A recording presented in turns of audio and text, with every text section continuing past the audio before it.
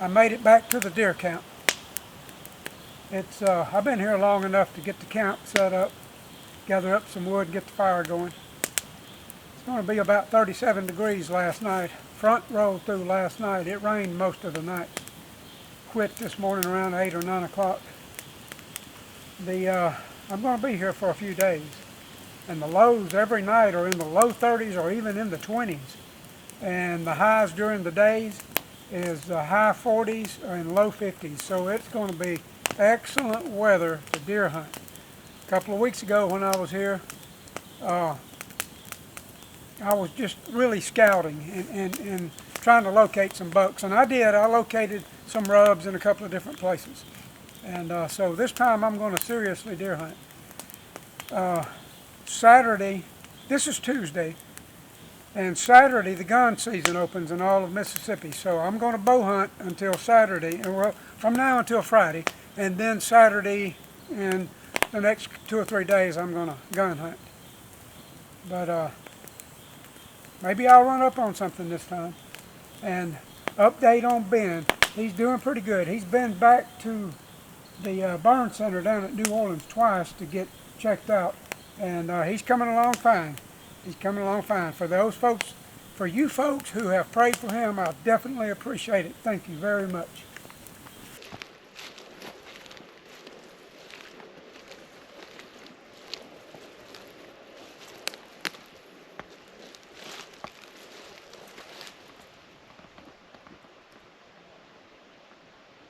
That's a pretty nice rub right there. They're scrapes.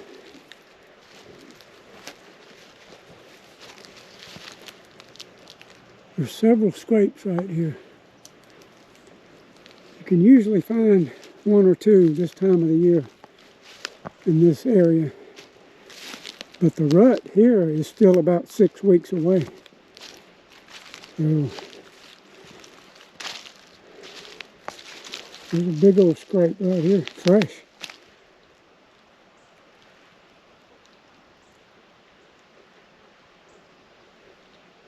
This is probably a pretty decent buck right here. I can see another rub. Probably can't see it on this camera. About 50 yards out there, I see another big rub. And yeah, this looks promising right here. Yesterday when I was loading my truck, I had almost gotten done loading it before I come over here. And I hurt my back. So I drove over here yesterday with a backache. I got a bad back anyway. Got here and had to set all this up, hurting. And took a leave last night. Went to bed hoping I was going to get up this morning feeling better, but I really didn't. So I got down there where I was going to hunt this morning, and I just couldn't trek out through the woods like I wanted to. I was all bent over and just in a lot of pain. But anyway, I did go out for a little bit. I saw 3 deer. I saw a doe and a smaller deer. And then a little later on I saw another deer. Not sure what it was. I don't think it was a buck. If it was, it didn't have this. I saw its head briefly. It was a little ways out there. But anyway, I found that big rub and those scrapes this morning. My back's better now. I came back here this afternoon, just laid around and tried to take it easy on my back, and it does feel better. So in the morning, I'm going to be down there, whether my back hurts or not. I'm going to be down there around the area where I found those rubs and scrapes this morning. Just hang out there and see how that goes. But low 30s tonight, probably around 30 degrees. Tomorrow night is in the 20s, so it's going to be frosty, and it's perfect deer hunting weather. So we'll see how it goes. I love a good fire. This thing feels so good. In a little bit, when it burns down, I'm going to rake some of the coals out. I got my grill grate right over there. I'll set it down, and I'm going to cook a bone-in chicken thigh and a baked potato. And by that time, it'll it'd be time for bed. I was in the bed last night before 7 o'clock. It gets dark pretty early, and 4 o'clock in the morning comes early.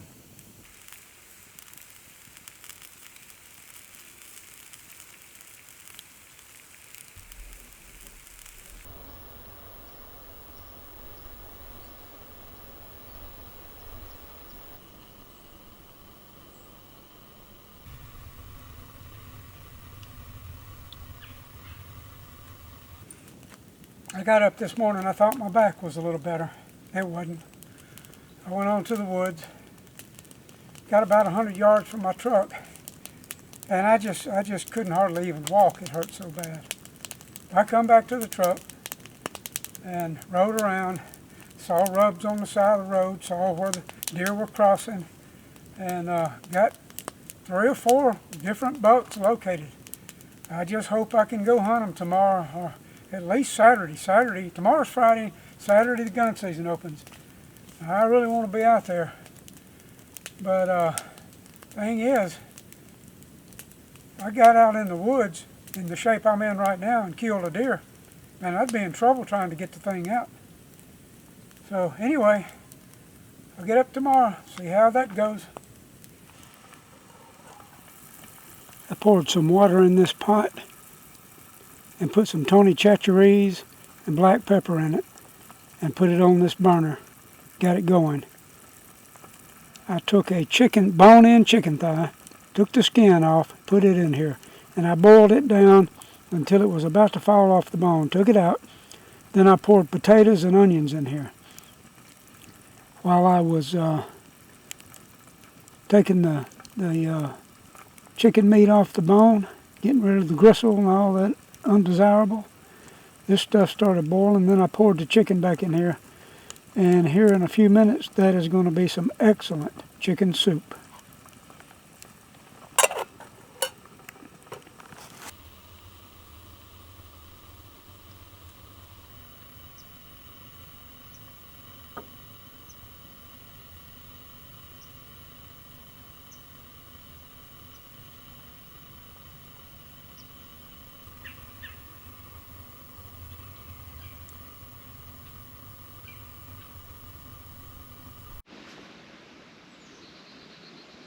Several years ago, I killed an 8-point about a half a mile that way. And I field dress every deer on the spot to get the insides out as quick as possible so that meat will start cooling down right then. That deer field dress weighed 215 pounds. And I had the deer mounted in Hattiesburg, where I live. And the guys over there that mounted it, Turner Brothers Taxidermy, they, at the time, I don't know about now, but at the time, they mounted 250 to 300 deer a year. And they told me that, and they mount deer from all over the United States. And they told me that deer that I killed that year had the biggest neck and the biggest head that they mounted all year. This is that buck. He weighed 215 pounds, field dressed. I had to have help getting him out of the woods. I couldn't do it by myself.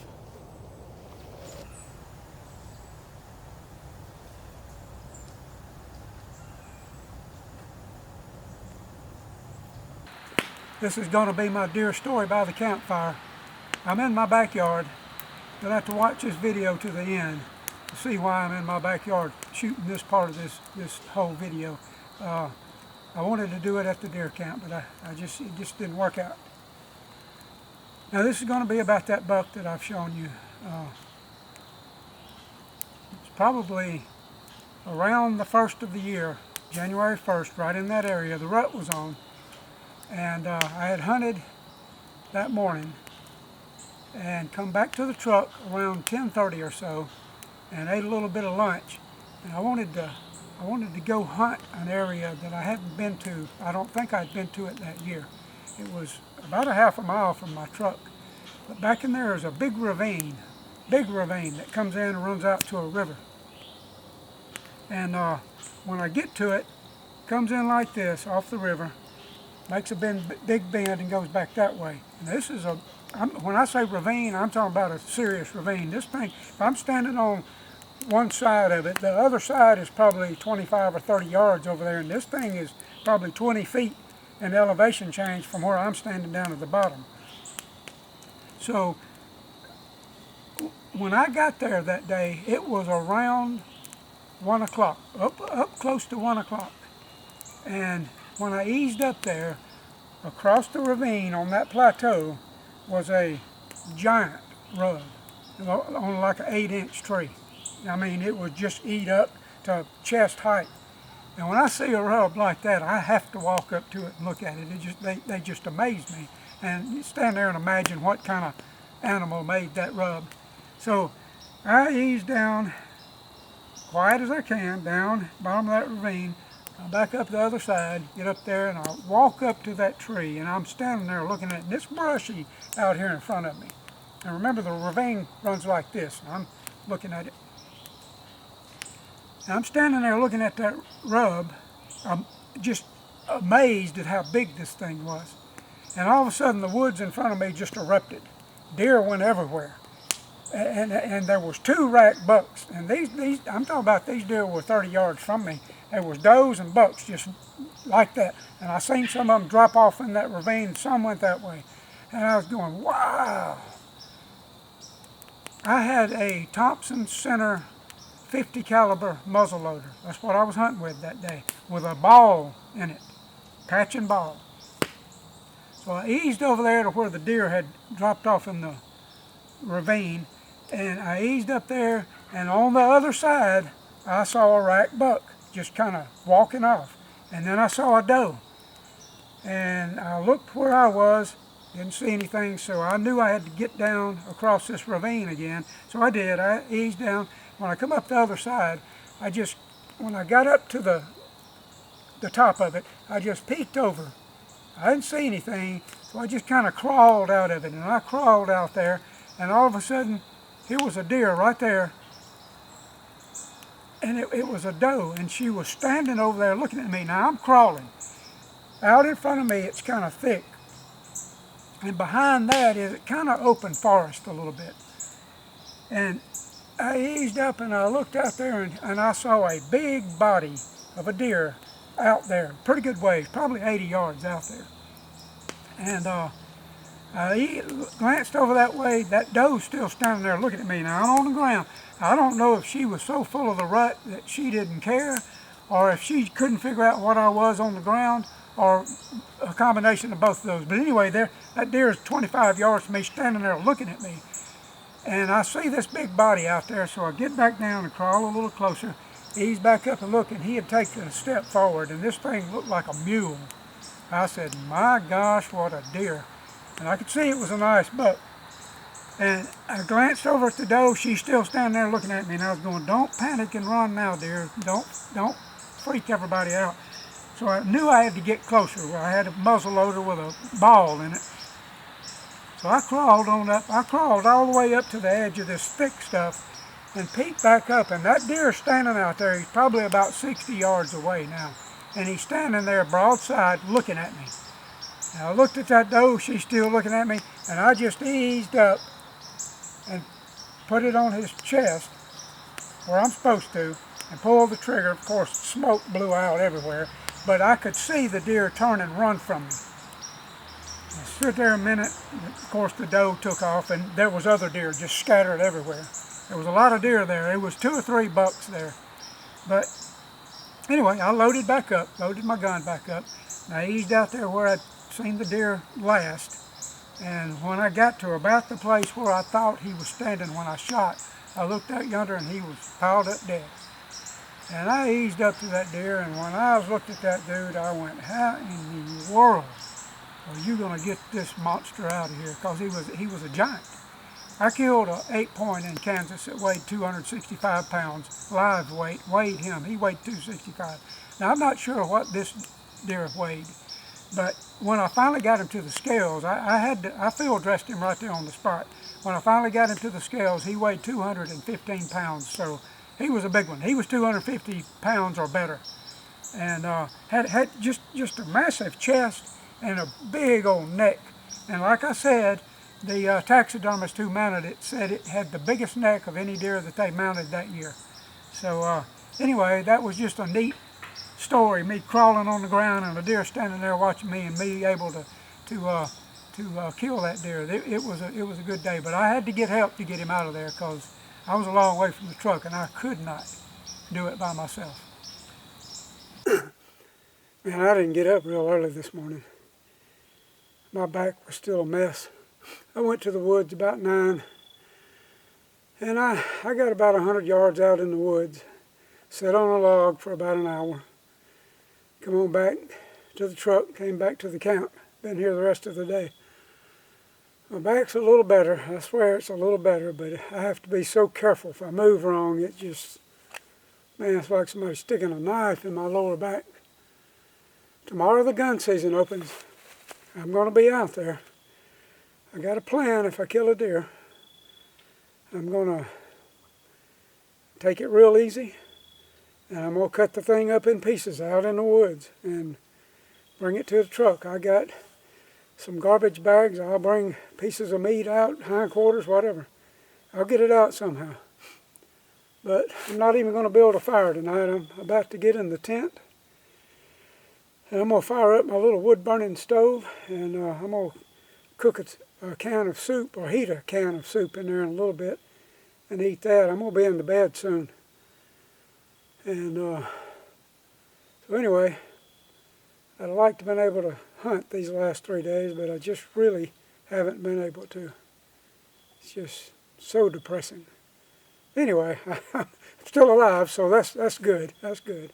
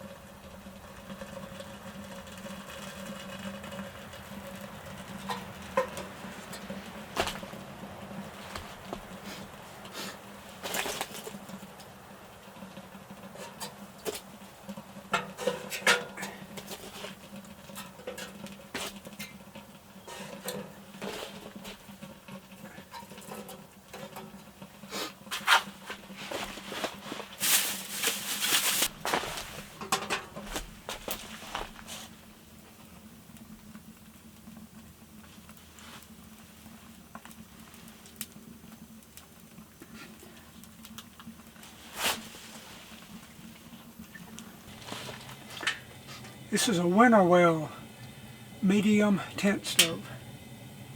It's they make a small, a medium, and a large. This is the medium. It's not very fuel efficient. It burns up wood quick. So you can see this pipe right here is getting cherry red. It throws off a lot of heat. It'll heat this tent up just like that, and it's warm in here now. But you can cook on top of it. You can fry. You can put a skillet on here and fry stuff on it. Boil water.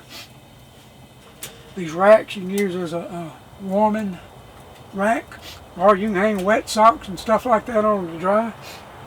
They make an attachment that'll hook to this pipe right back here, put water in it to heat water up.